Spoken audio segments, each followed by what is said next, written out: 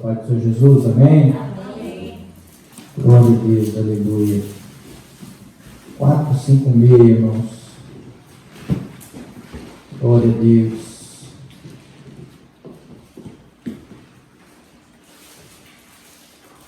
Glória a Jesus.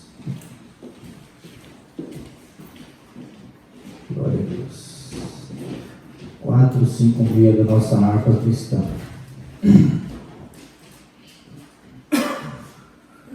Glória a Deus. Todos acharam, irmãos? Amém?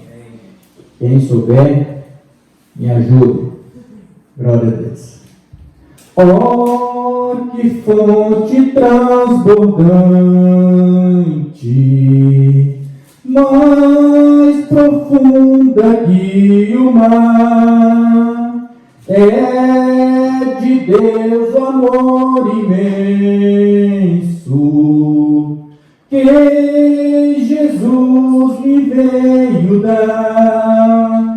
Ele me abriu a porta, Ele me reconciliou, por seu sangue derramado, para Deus me consagrou. Como a pomba perseguida, e cansada estava eu, mas Jesus jamais rejeita quem busca abrigo seu. Ele me abriu a porta, Ele me reconciliou, por seu sangue derramado, para Deus me consagrou. Graça abundantemente sobre mim já derramou, onde abundou o pecado, graça superabundou. Ele me abriu a porta, Ele me reconciliou, por seu sangue derramado, Deus me consolou. Quando alvorecer meu dia, com Jesus irei pro céu, eu exaltarei para sempre, pois salvou um perdido réu. Ele me abriu a porta, Ele me reconciliou, por seu sangue derramado, para Deus me consagrou. Aleluia, glória a Deus. Deu uma mastigadinha, mas é assim que a gente vai aprendendo, né? Amém, meus irmãos, agradeço a oportunidade em nome de Jesus. Amém, graças a Deus. Eu quero convidar a igreja a ficar de pé para nós estarmos fazendo a leitura para a nossa meditação nesta noite. Vamos abrir a Bíblia em 1 Coríntios, primeira carta do apóstolo Paulo aos Coríntios, no capítulo número 2, capítulo 1, vamos estar lendo o texto sagrado. 1 Coríntios, capítulo número 1, a partir do versículo número 10.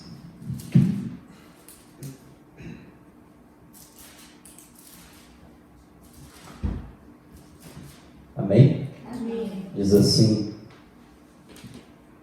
rogo-vos, porém, irmãos, pelo nome de nosso Senhor Jesus Cristo, que digais todos uma mesma coisa, e que não haja entre vós dissensões, antes sejais unidos em um mesmo sentido e em um mesmo parecer.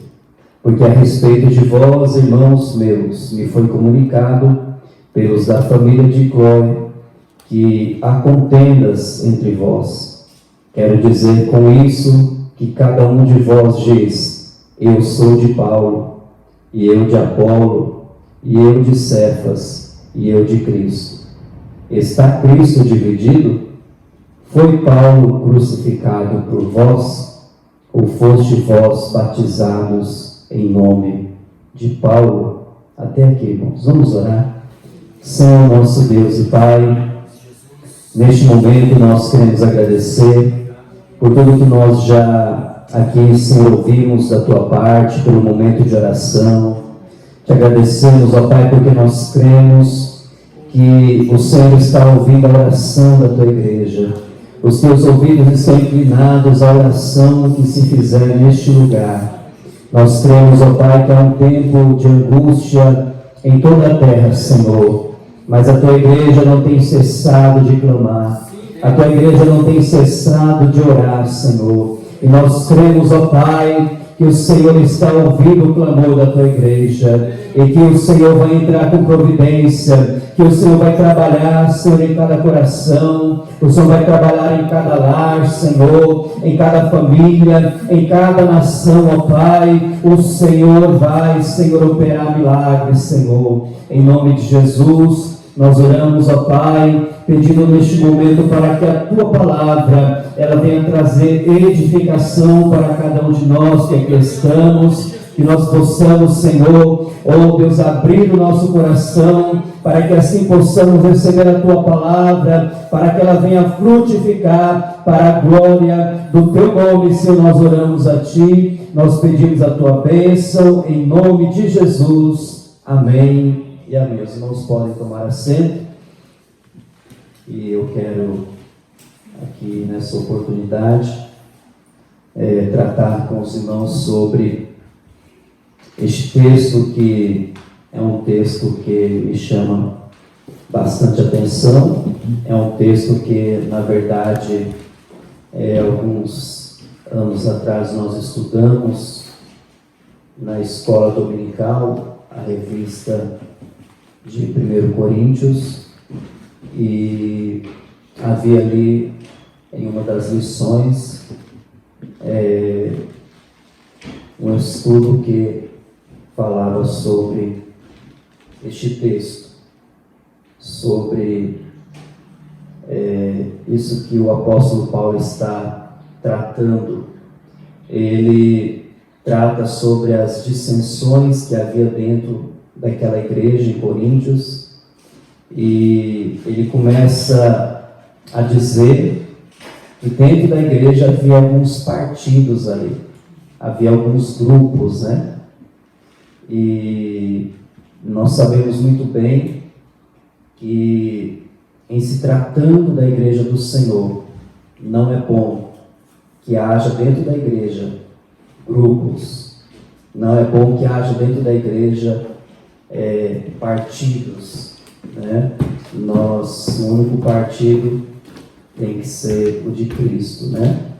Mas eu quero meditar com os irmãos aqui nesse texto e usar aquilo que, claro, eu já estudei, mas também, além desses 4 grupos que nós temos aqui, o apóstolo Paulo ele fala sobre o grupo de Paulo, o grupo de Apolo, o grupo de Pedro e o grupo de Cristo. E eu gostaria de aqui acrescentar mais 2 grupos, né, que se nós formos ler aqui o texto, nós vamos entender que, na verdade, nenhum desses 4 grupos aqui, eles são bons, né?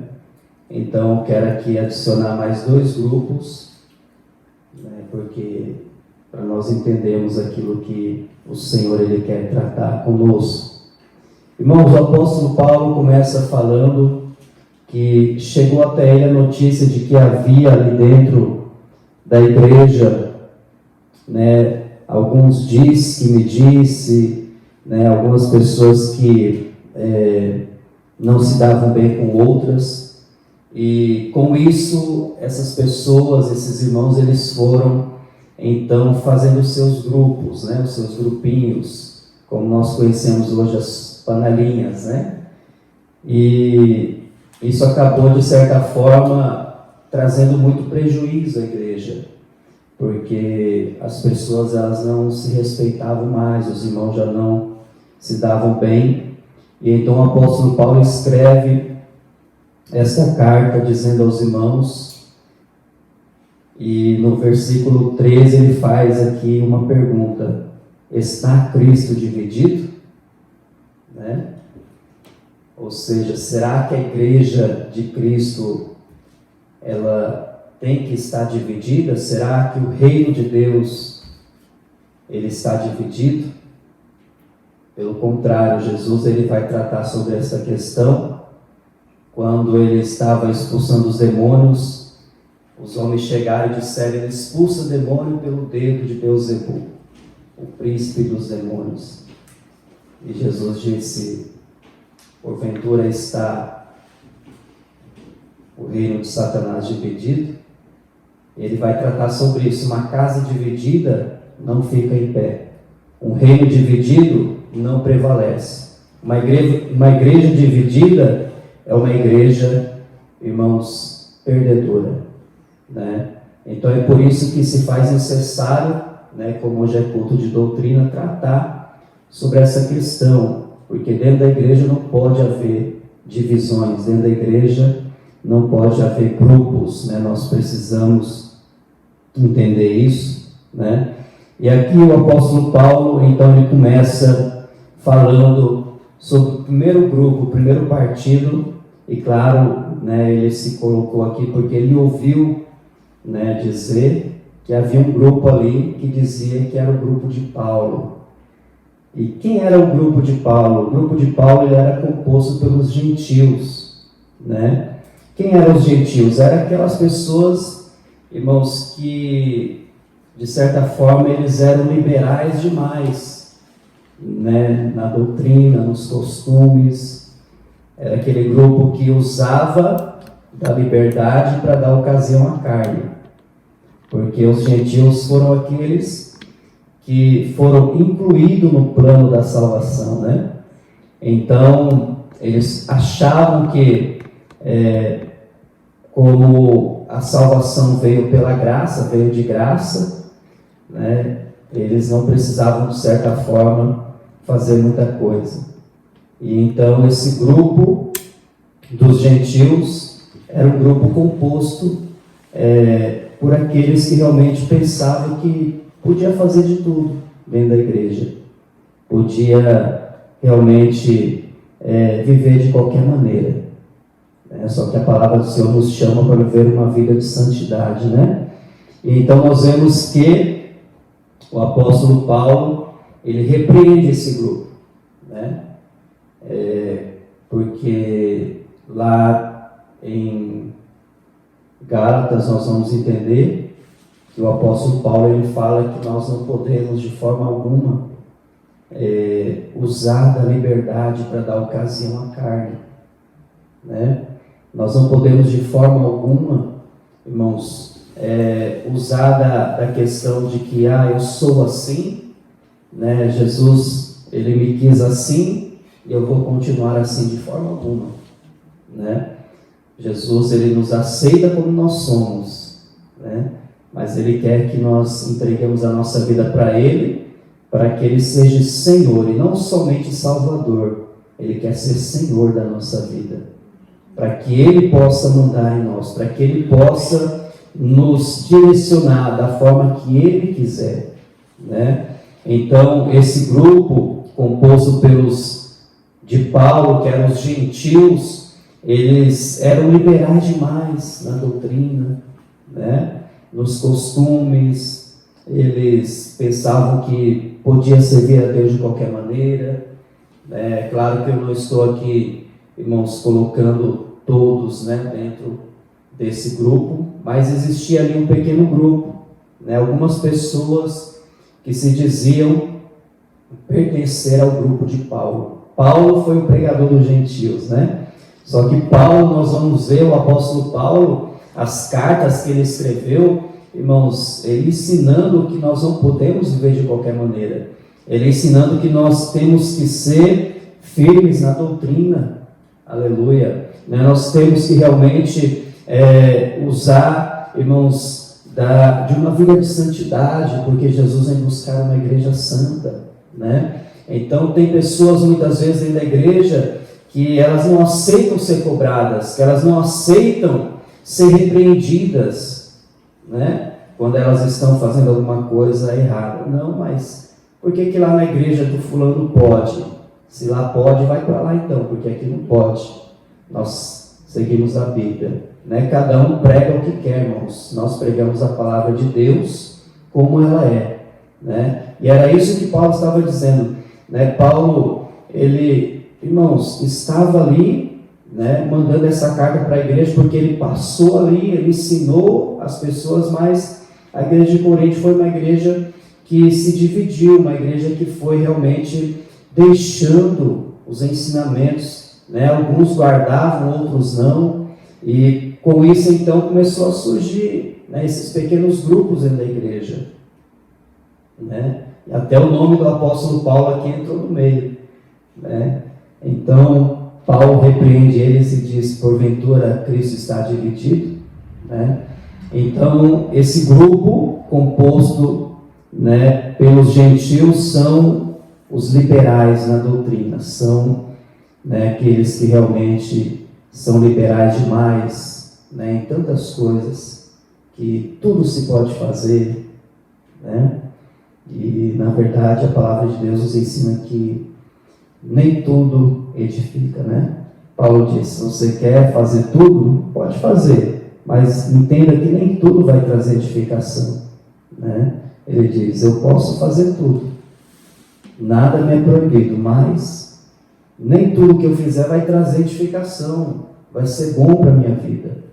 Salomão, ele escreve dizendo assim: olha, tudo que o meu coração desejou debaixo do sol, eu não o privei de nada. Só que aí ele escreve dizendo assim: eu vi que tudo isso era vaidade, né? Então, irmãos, nós temos que privar o nosso coração, sim.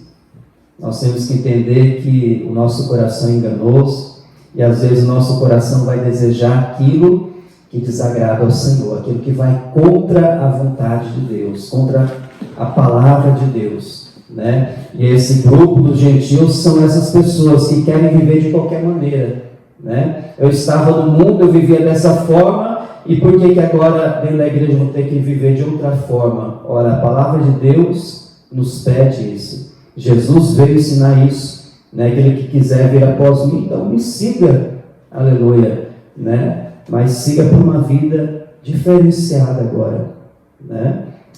Paulo então, ele fala, tem um segundo grupo, que era o grupo de Apolo, né? Esse grupo, ele era composto pelos intelectuais, pelos filósofos, sábios, porque Apolo, ele era assim um grande pregador, era um homem poderoso nas palavras, a Bíblia diz, né?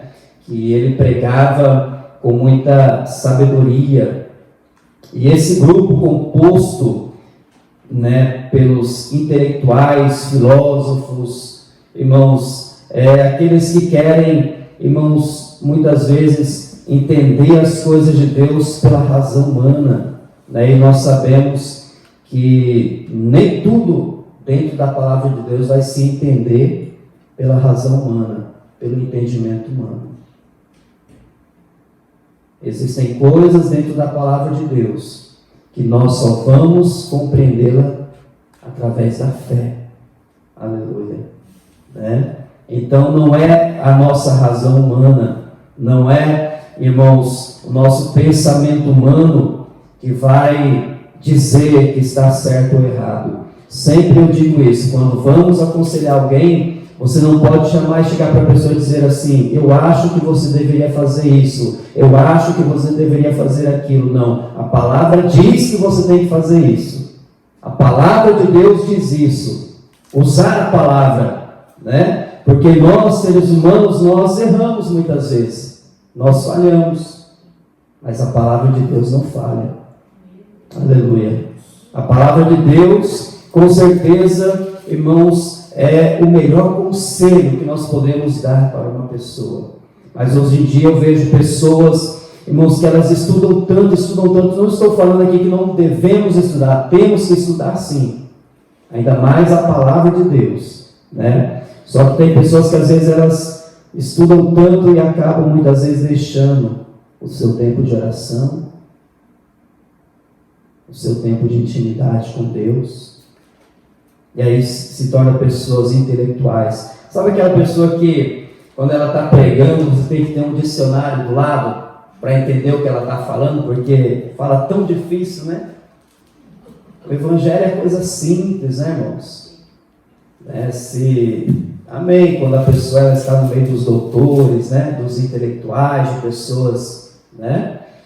Aí sim, né? Mas Jesus, ele era simples, ele usava palavras simples, né? E da mesma forma nós podemos, através da simplicidade do Evangelho, irmãos, ganhar multidões de pessoas para Cristo, porque quem opera o milagre é a palavra de Deus, é o Espírito Santo. Então o apóstolo Paulo, ele dizia que existia ali esse grupo também, que dizia, Apolo, aqui é o nosso mestre, é o nosso manda-chuva, nosso general, né? E as pessoas se tornavam muitas vezes, né, intelectuais, né? Aquelas pessoas que muita filosofia, e aí acabavam deixando a espiritualidade de lado. E Paulo diz que Cristo não está dividido. Também existia dentro ali da igreja de Coríntio um grupo que era composto, né, um grupo que se chamava de Cefas, que era Pedro, né? E esse grupo composto, grupo de Pedro era composto pelos legalistas, né? Nós sabemos que Pedro, ele tinha dentro dele uma natureza muito forte, judaica, né? Pedro era um homem realmente que guardava, né, a lei do Senhor. Tanto é que nós comentamos aqui na escola dominical, quando Cornélio manda ali alguns homens até Jope para chamar Pedro, e antes que eles chegassem ali, Deus já está tratando com Pedro, porque Cornélio era gentil. E Deus já está mostrando para Pedro que ele não tinha que escolher para quem ele vai pregar. Porque, irmãos, Pedro jamais, por ele mesmo, pregaria para um gentil, né? E esse grupo composto pelos legalistas, né, eles são aquelas pessoas que vivem no tempo da lei, mas às vezes não conseguem nem cumprir, tropeça em um tio. É aquela pessoa que às vezes quer que você cumpra a lei, mas ela mesma não cumpre. Porque lá em Gálatas a Bíblia diz que o apóstolo Paulo, escrevendo aos irmãos em Gálatas, ele diz assim: olha, chegando Pedro em Antioquia, eu lhe resisti na cara, porque era repreensível. Porque antes que alguns da parte de Tiago chegassem, Pedro comia com os gentios, sentava com os gentios, né? Vou aqui, contava piada com os gentios, né? Mas quando foi chegando alguns crentes ali, que foram enviados a Antioquia, a Bíblia diz que Pedro foi se retirando para não ser visto com os gentios. Aí Paulo diz assim, eu chamei a atenção dele na frente de todo mundo. Porque ele deu, né, irmãos, oportunidade de ser chamado a atenção. A Bíblia diz que nós temos que andar irrepreensíveis neste mundo, né? Então, Pedro queria, de certa forma, vamos usar aqui, que as pessoas vivessem a lei, obedecessem a lei, mas ele estava lá, né? É aquele tipo pregador que prega uma coisa e vive outra, né? Fala muito de amor, mas não pratica amor, né? Fala de perdão, mas não consegue perdoar. Então, os legalistas são aquelas pessoas que, às vezes, elas querem trazer um jugo para o próximo, que nem ele mesmo suporta. Jesus fala sobre isso, sobre os fariseus, né? Vocês querem colocar um jugo nas pessoas que nem mesmo vocês conseguem suportar, né? E a pessoa legalista, ela é assim. Tudo que ela olha está errado. Não, mas não pode ser dessa forma, né? É porque na época, né, do Antigo Testamento era assim, irmão. Se nós voltássemos na época do Antigo Testamento, eu creio que muitos de nós não estaríamos nem vivos. Porque na época do Antigo Testamento era olho por olho, dente por dente. Né? Se a gente fizesse qualquer coisinha errada, meu Deus, era fulminado. Não é verdade? Então, irmãos, esse grupo, né, se achavam os donos da verdade, né? Eram os legalistas, aqueles que você não pode fazer isso, mas ele mesmo não se privava de fazer. Você não pode falar isso, mas ele mesmo falava, né? Então quer obrigar as pessoas a viver de uma forma, sendo que nem ele mesmo suportaria viver. Não é verdade? O quarto grupo, Paulo fala, né? O grupo de Cristo, e talvez nós pensaremos, não, então esse é o grupo certo, né? Mas quando nós olhamos na questão que o apóstolo aqui escreveu, em que ele chama a atenção, o grupo de Cristo, que grupo é esse? É um grupo composto, irmãos, pelos exclusivistas, né? É aquele grupo que se considerava o único partido legítimo. É aquele grupo que dizia assim, né? Nós obedecemos a Cristo e ninguém mais. Mas aí está indo contra a palavra, porque a Bíblia diz para a gente obedecer a toda a autoridade. Né? Sabe aquela pessoa que às vezes aquela irmã que diz assim, eu obedeço a Jesus, mas eu obedeço meu marido. Oxe. Né? Eu obedeço a Cristo, mas eu não obedeço meu pastor. Que mundo que a gente está vivendo. A pessoa não lê a Bíblia, né? Porque a Bíblia pede para nós obedecermos. Nós sempre tratamos sobre essa questão, obedecer até as autoridades que não são tementes a Deus. Imagina os que são tementes, né? Agora, se aquele que não teme a Deus, ou até o que teme, te manda fazer algo que vai contra a palavra, e você está livre de obedecer. Né? Mas esse grupo de Cristo, irmãos, é aqueles que não se submetem a nenhuma liderança. Jesus é o meu pastor, Jesus é o meu líder, né? Jesus é o meu guia, né? Eles não conseguem, irmãos, se colocar debaixo, né, de uma autoridade. Quer ter autoridade, mas não consegue estar debaixo de uma autoridade. Às vezes quer que as pessoas lhe obedeçam, mas não consegue nem obedecer. Né? Então, Paulo ele trata dessas pessoas, né, como pessoas que se considerava um único partido, certo, né? O único grupo certo somos nós. Porque nós somos de Cristo. Porque nós nos submetemos a Cristo. Porque nós obedecemos a Cristo. Mas aí se não obedece a palavra, se não obedece a liderança, se não obedece, irmãos, não adianta de nada. E eu quero aqui falar de outro grupo, que agora vai entrar os dois grupos que eu disse que eu... Grupo dos servos.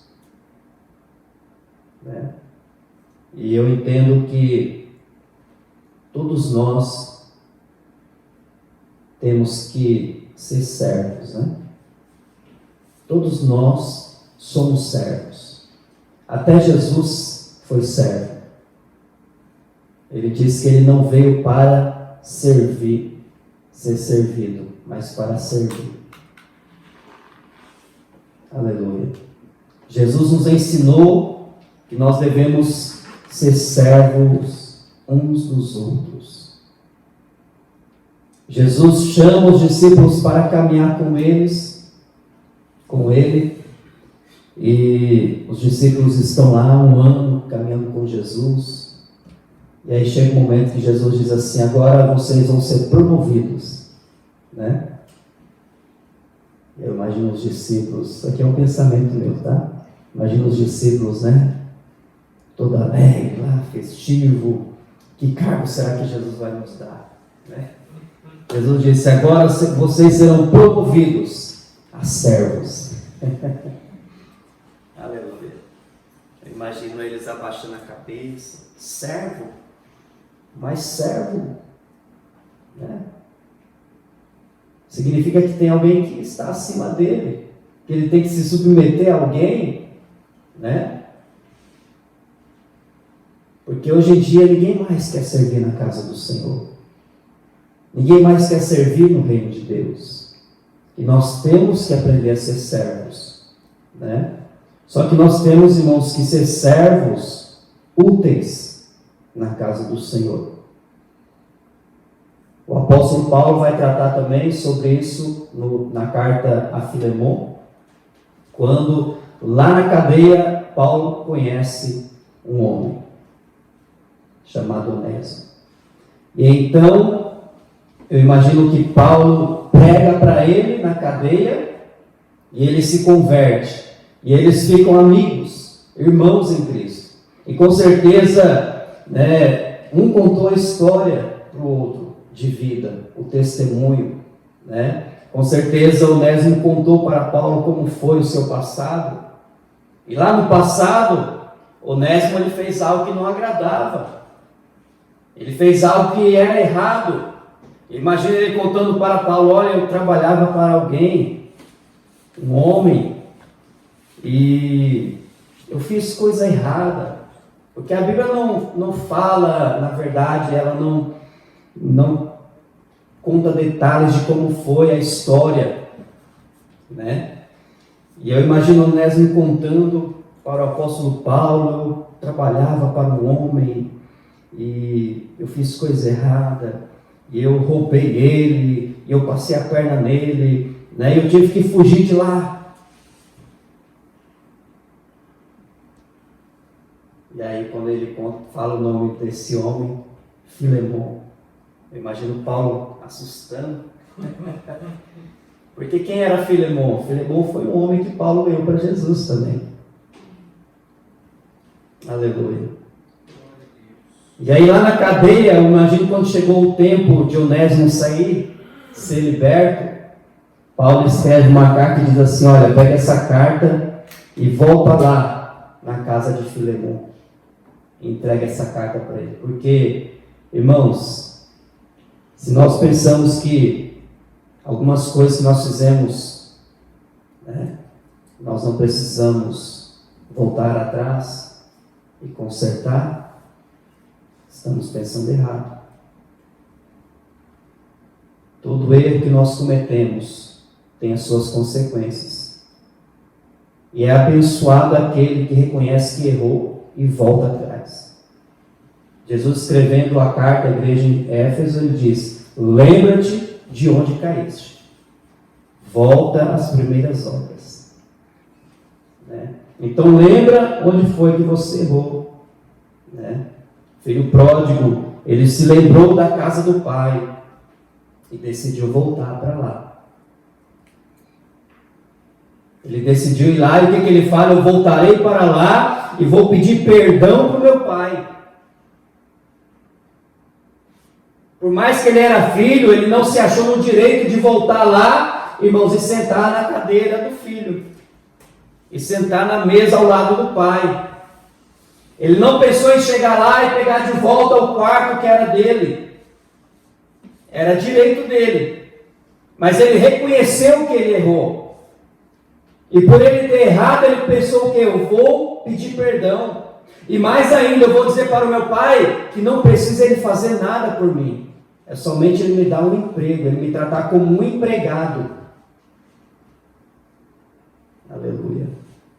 Então Paulo manda Onésimo voltar até a casa de Filemon. E antes eu imagino, porque não sei se Filemon guardou alguma coisa no coração, né? Mas eu imagino que quando ele viu Onésimo, talvez, né, ele se lembrou do mal que Onésimo causou a ele.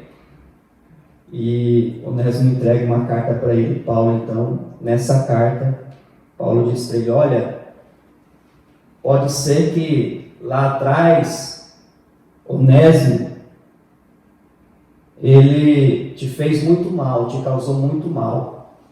Mas hoje entenda que ele vai ser muito útil para você.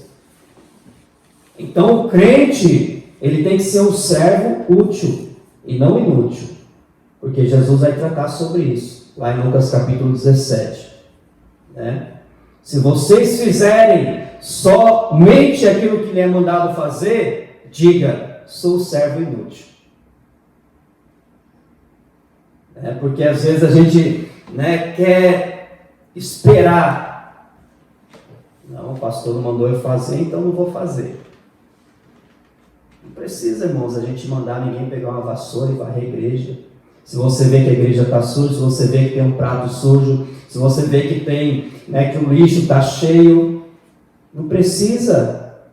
Ah não, já tem o nome do fulano que vai fazer o sonho dessa semana, então é ele que tem que fazer. Se eu fizer só o que me mandam fazer, Jesus disse, diga, eu sou servo inútil. Servo inútil. E quando eu leio essa carta de Paulo a Filemon, eu entendo que eu preciso ser um servo útil e não inútil. O que é um servo útil? Irmãos, é alguém que está ali pronto para qualquer utilidade. É como diz aquele crente bombril, né? 1001 utilidade. Pode chamar ele para fazer qualquer coisa que ele vai. Não é aquele crente que só quer pregar, não é aquele crente que só quer oportunidade, não. Não é verdade? Isso aí, irmãos, tem de monte. Agora eu quero ver atrás das cortinas, né? Subir no palco, às vezes, todo mundo quer. Mas está lá atrás para que tudo aconteça. Né? Às vezes, nós perdemos para que Cristo ganhe. Né? Então nós temos que ser servos, sim. Nós temos que pertencer a este grupo dos servos, mas dos servos úteis. Dos servos que digam, eis-me aqui, usa-me, Senhor. Eis-me aqui, envia-me a mim. Não é aquele servo que diz, eis-me aqui, mas envia o fulano. Eis-me aqui, se for coisa boa, envia eu, mas se for coisa ruim, envia o irmão Francisco. Eis-me aqui, se for para pregar, pastor, conta comigo. Mas se for para fazer o solho, se for para limpar a igreja, não. Tem muita gente já, não precisa de mim. Né? Então sejamos servos úteis na casa do Senhor. Vamos deixar o Senhor, irmãos, nos utilizar sim. Não se sinta, de certa forma, alguém que é como se fosse, né, descartável. Não, nas mãos de Deus nós não somos descartáveis. Aleluia. O apóstolo Paulo, em 2 Coríntios, ele vai dizer assim: eu me gastarei e me deixarei gastar pelas vossas almas. Aleluia. A igreja tem que ter pessoas assim, que se gaste e que se deixe gastar pelo reino de Deus, pela igreja, pelas almas, aleluia, pela obra do Senhor. Nós temos que nos gastar. Às vezes a gente se gasta tanto com as coisas do mundo, né? A gente se gasta tanto dentro de uma fábrica e a gente não tem tempo, irmãos, para o reino de Deus, para fazer a obra de Deus. Então seja um servo útil na casa do Senhor. E por último, o último grupo que eu gostaria aqui, né, de trazer para os irmãos é o grupo dos amigos. Chega no 3º ano, Jesus então convida os discípulos e diz assim: vou promover vocês novamente. Eu imagino que dessa vez eles já ficaram todos, né? Não muito animados, não. A primeira promoção foi para servo, né? Imagina o que vem agora. Aí Jesus chama eles e diz assim: agora vocês serão promovidos de servos para amigos. Aleluia. Porque o amigo é mais chegado que o irmão. O amigo, ele dá a sua vida. Aleluia. O amigo é aquele, irmãos, que com certeza está sempre pronto a oferecer um ombro. Amigo. O amigo é aquele que com certeza, quando olha para você, conhece, sabe o que você está passando. Aleluia. E nós temos que ser deste grupo, amigos, não inimigos, não colegas, amigos, porque tem amigo que é mais chegado que o irmão. Aleluia. Tem amigo que você pode chegar nele e, irmãos, contar para ele o segredo que você quiser contar, que ele não vai falar para ninguém. Aleluia. Tem amigo, irmãos, que você pode ser qualquer hora da noite, mas se você ligar, ele vai estar lá para te atender. Ele vai estar lá para te ajudar. Né?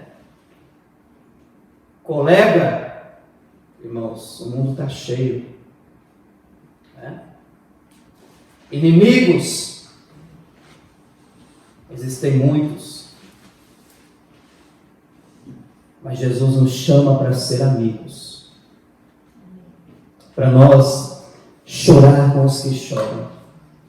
Amigo é aquele que chora com o que chora. Amigo é aquele que se alegra com o que se alegra. Amigo é aquele, aleluia, que vê a necessidade do outro, como a igreja primitiva. A Bíblia diz que eles viam a necessidade do próximo e aquele que tinha mais condições vendia as suas propriedades e repartia com aquele que não tinha condição. Né? Aleluia. Amigo é aquele que muitas vezes, irmãos, né, ele tem pouco, mas o pouco que ele tem, ele reparte. Jesus disse lá em João, né, para nós encerrarmos, que um amigo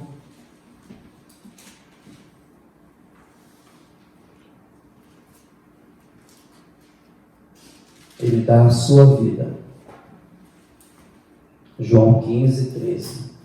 Ninguém tem amor, ninguém tem maior amor do que este, de dar alguém a sua vida pelos seus amigos. Aleluia. E foi isso que Jesus fez por nós.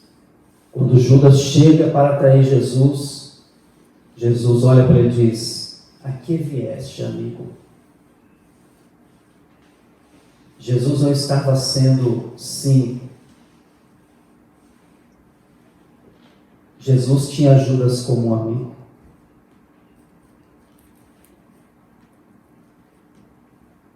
Então que nós sejamos amigos.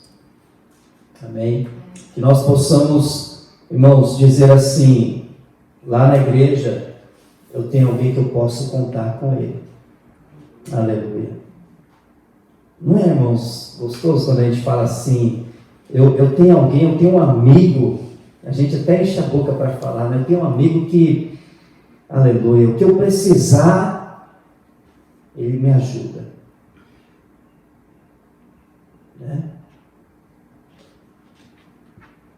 A necessidade que eu tiver, ele vai me ajudar. Aleluia. É desses amigos que nós precisamos ser. Amigos fiéis, amigos leais. Amigos que choram junto. Que se alegram junto. Aleluia. Que nós, irmãos, possamos fazer parte desses dois grupos aqui que eu disse. Os 4 primeiros, não sejamos, irmãos, liberais demais. Não vamos usar da liberdade para dar ocasião à carne. Não vamos, de forma alguma, querer ser intelectuais demais. Querer usar a razão humana para entender os mistérios de Deus. Para entender como Deus faz, como Deus age. Não vamos, irmãos, também ser legalistas demais, né? Trazer um peso para alguém que nem mesmo nós suportamos. Não vamos também nos achar, irmãos, no direito de que somos melhores do que os outros. Não sejamos exclusivistas, né? Mas que sejamos servos úteis, que sejamos amigos, aleluia, que nós sejamos verdadeiramente abençoados pelo Senhor para que Deus possa usar as nossas vidas. Deus vai usar aqueles que verdadeiramente são servos. Deus vai usar aqueles que verdadeiramente se colocam como amigos. Aqueles que Ele pode contar. Aleluia. Jesus tinha com certeza os seus amigos.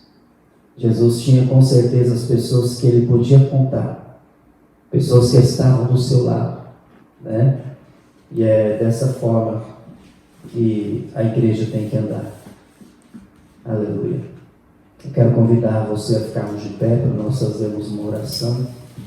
Vamos agradecer a Deus. Vamos pedir para que essa palavra ela fique guardada em nossos corações. Vamos pedir para que o Espírito Santo de Deus nos guarde, irmãos, né, de todo partidarismo dentro da igreja. Né? Se tivermos que tomar partido, sejamos servos. Sejamos do grupo dos servos úteis e não dos inúteis. Sejamos do grupo dos amigos, aqueles que realmente estão juntos, aqueles que realmente vão dar as mãos, né? Que vão dar em comunhão, que vão andar juntos fazendo a obra do Senhor. Aleluia. Vamos orar? Senhor nosso Deus e nosso Pai, nós queremos agradecer ao Senhor por esta oportunidade de podermos aqui ouvir a Tua palavra, Deus, que traz libertação, cura, a Tua palavra que transforma, que renova. Deus amado, que o Senhor venha nos guardar, Senhor, ó Deus, de todo partidarismo dentro da igreja. Nos guarda, Senhor, Deus, de todos os grupos que tentam, Senhor, ó Deus, tirar, Senhor, ó Deus, o nosso foco, a nossa comunhão com o Senhor. Pai amado, que nós possamos sempre estar orando e vigiando, para que nós possamos, ó Pai, aleluia, fazer o que é certo, Senhor. Que sejamos servos em todo o tempo, que nós possamos aprender a servir, Senhor. Deus, não somente ao Senhor, mas servir aos nossos irmãos, servir a Tua igreja, servir as pessoas, ó Pai, em nome de Jesus, que nós sejamos amigos, que nós possamos, ó Pai, em nome de Jesus, está, Senhor, nos alegrando com os que se alegram, chorando com os que choram. Em nome do Senhor Jesus Cristo, nós pedimos, ó Pai, que o Senhor possa aqui levantar pessoas que verdadeiramente façam parte, Senhor, desses grupos, ó Pai. Sim, Deus. Aleluias. Em nome de Jesus Cristo, nós pedimos a Tua bênção, que essa palavra fique guardada em nosso coração e que nós possamos colocar em prática tudo aquilo que nós estamos aqui aprendendo na Tua casa. Em nome de Jesus, nós oramos ao Senhor e nós agradecemos pela Tua presença, nós agradecemos pela oportunidade de hoje podermos aqui cultuar o Teu nome, Senhor. Leva-nos em paz, em segurança para os nossos lares, nos guarda, que o Senhor nos dê uma noite de paz e descanso na Tua presença. Em nome de Jesus nós oramos, em nome de Jesus nós agradecemos. Amém. Antes da bênção apostólica, eu quero dar os avisos. Na sexta-feira nós teremos aqui ensaio geral, a partir das 20 horas e 30 minutos. No sábado, às 20 horas e 30 minutos, teremos estudo bíblico. E no domingo, às 10 da manhã, nós teremos aqui o nosso culto de Santa Ceia. Amém? Levante as suas mãos. Que a graça do nosso Senhor Jesus Cristo, que o amor de Deus, nosso Pai, a comunhão e a consolação do querido Espírito Santo esteja com toda a igreja hoje, eternamente. Digamos amém. Deus abençoe a todos.